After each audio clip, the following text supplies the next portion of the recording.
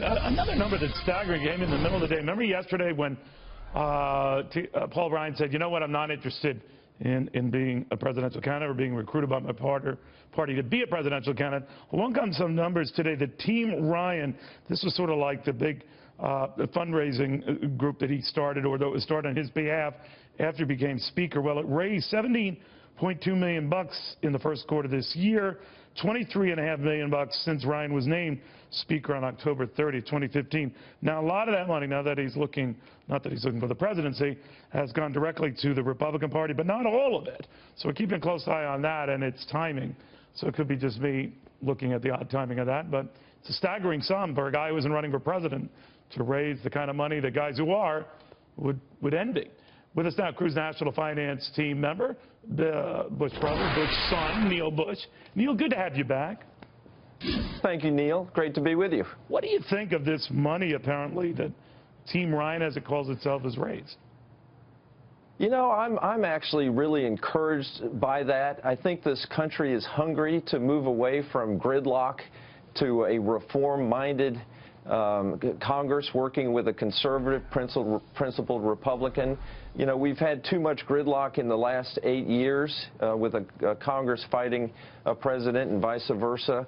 And so there's a real opportunity right now, for the first time in many years, to work, you know, have Ted Cruz as president, work with Paul Ryan and Senator McConnell to reduce the influence of the federal government in our lives, to simplify the tax code, to stimulate our economy.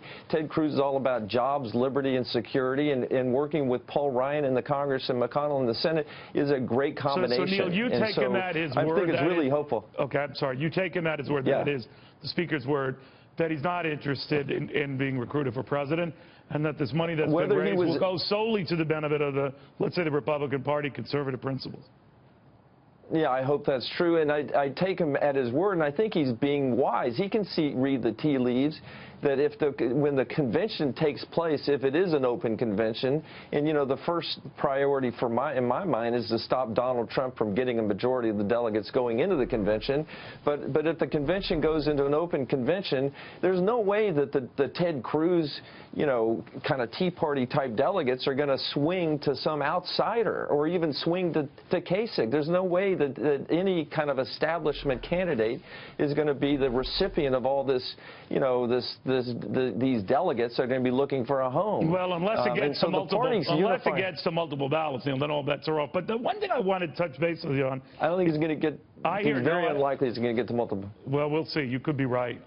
But Neil, another thing, I hear your brother Jeb Bush, former presidential candidate, Florida governor, is not going to be attending the Republican convention. Where did you hear that? I did earlier today.